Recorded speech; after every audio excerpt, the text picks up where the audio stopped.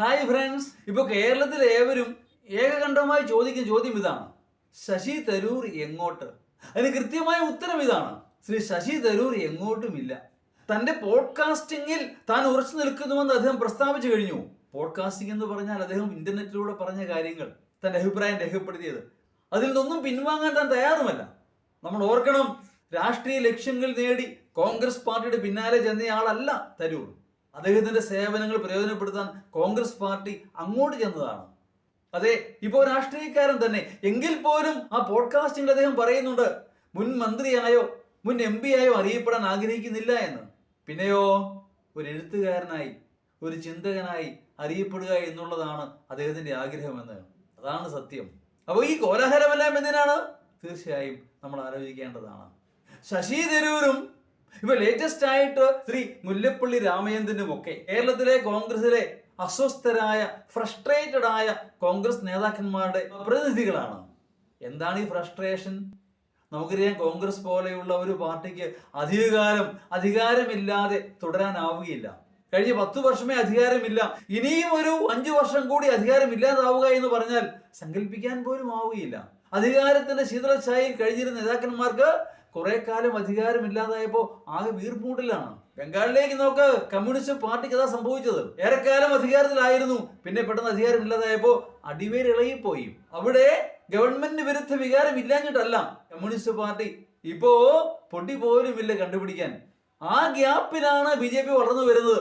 എന്ന് പറയുന്നത് പോലെ ഇവിടെ കേരളത്തിലെ കോൺഗ്രസിന് ഇനിയും അധികാരമില്ലാതായാൽ കോൺഗ്രസിന്റെ അവസ്ഥ എന്താകുമെന്ന് സങ്കല്പിക്കാൻ പോലും ആവുകയില്ല.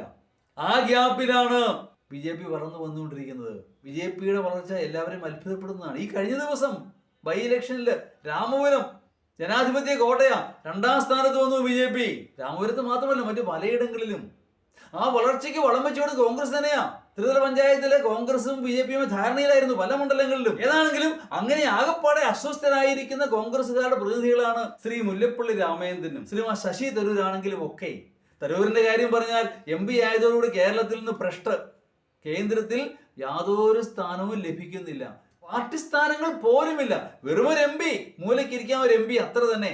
അതാണ് അദ്ദേഹത്തെ അസ്വസ്ഥനാക്കുന്നത്. തന്റെ റോൾ എന്താണ് എന്ന് അദ്ദേഹത്തിന് മനസ്സിലാവുന്നില്ല. അതുകൊണ്ടാണ് രാഹുൽ ഗാന്ധിയെ കാണുകയും ചർച്ച ചെയ്യുകയും ചെയ്തത്. പക്ഷേ രാഹുൽ ഗാന്ധി യാതൊരു ഉറപ്പും നൽകിയിട്ടില്ല. അതാണ് ഇപ്പോഴത്തെ പ്രശ്നമെന്ന് പറയുന്നത്. അദ്ദേഹത്തെ അക്കോമഡേറ്റ് ചെയ്യാൻ കോൺഗ്രസ് പാർട്ടി ശ്രമിക്കുന്നില്ല. സംസ്ഥാനത്തും കേന്ദ്രത്തിലും ഭരണത്തിലില്ല കോൺഗ്രസ്. അതിന്റെ പ്രധാന പ്രശ്നം എന്ന് പറയുന്നത്. BJP ഇവിടെ വളരാനുള്ള പ്രധാന കാരണം എന്ന് പറയുന്നത്, കേരളത്തിൽ MLA പോലും ഇല്ലെങ്കിൽ പോലും കേന്ദ്ര ഭരണം കയ്യിലുണ്ട്, കേന്ദ്രത്തിന്റെ സ്വാധീനമുണ്ട്. അതുകൊണ്ട് തന്നെയാണ് ശ്രീമാൻ PC ജോർജ് ഇപ്പൊ ചെയ്യില്ല. പക്ഷെ പേടിക്കാനൊന്നുമില്ല, അദ്ദേഹത്തെ തൊടുകയല്ലോ ഒരു പോലീസുകാരനും. കാരണം എന്താ? കേന്ദ്രം ഭരിക്കുന്ന പാർട്ടിയുടെ ആളാണ്. BJP-കാരനെ തൊടാൻ ഇച്ചിരി മടിക്കും. ആ സംരക്ഷണമുണ്ട് അദ്ദേഹത്തിന്. അതുകൊണ്ട് തന്നെയാണ് പലരും BJP-യിലേക്ക് പോകുന്നത്. കേരളത്തിലും കേന്ദ്രത്തിലും ഒരേപോലെ ഭരണത്തിലില്ലാത്ത കോൺഗ്രസിനൊപ്പം നിന്ന് എന്താകുമെന്ന് പലരും ഭയപ്പെടുന്നു. അതിലെല്ലാം ഉപരി കോൺഗ്രസിൽ നേതാക്കന്മാരാ കൂടുതൽ, അനുയായികൾ കുറവാ. ഒരു കോൺഗ്രസ് നേതാവിന് തന്റെ സ്ഥാനം സുരക്ഷിതമല്ല. രമേശ് ചെന്നിത്തല ഓടി നടക്കുക മുഖ്യമന്ത്രിയാകാനായിട്ട്. തന്നെ NSS-കാരനെ ചാപ്പ് കുത്തരുത് എന്ന് പറഞ്ഞിരുന്ന ചെന്നിത്തല ഇപ്പോ അങ്ങോട്ട് ചെന്ന് കൂട്ടുകൂടുക NS-നോട്, പിന്നെ NS-ലൂടെ SNDP-യോട്, പിന്നെ പറ്റുമെങ്കിൽ മുസ്ലിം ലീഗിനോടും. അങ്ങനെ എല്ലാവരെയും തട്ടിക്കൂട്ടി പിന്തുണയാർജിച്ച് മുഖ്യമന്ത്രിയാകാൻ സാധിക്കുമോ എന്ന് ആഞ്ഞു ശ്രമിക്കുക ചെന്നിത്തല. കാരണം ഒരു ഉറപ്പുമില്ല അതിന്. VD സതീശൻ അതിനേക്കാൾ കഷ്ടത്തിലാ. സാമുദായിക സമവാക്യങ്ങൾ പാലിക്കാൻ വേണ്ടി മാത്രം പ്രതിപക്ഷ നേതാവാക്കിയതാ. സാമുദായിക പിന്തുണ കിട്ടിയോ? അതുമില്ല. വെള്ളാപ്പള്ളി നടേശനാണെങ്കിലും മുഖ്യമന്ത്രിയോട് ഒട്ടിച്ചേർന്ന് നിൽക്കുക, ചക്കര അടയാൻ പോലെ. പിന്നെ എന്തോ ചെയ്യാനാ? KPC പ്രസിഡന്റ് സുധാകരന്റെ കാര്യം ഏറെ കഷ്ടം.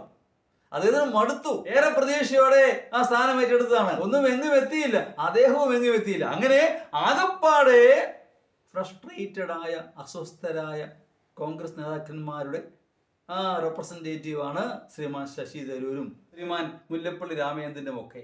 ഇതൊക്കെ എവിടെ ചെന്നെത്തുമെന്ന് കാത്തിരുന്ന് കാണാം.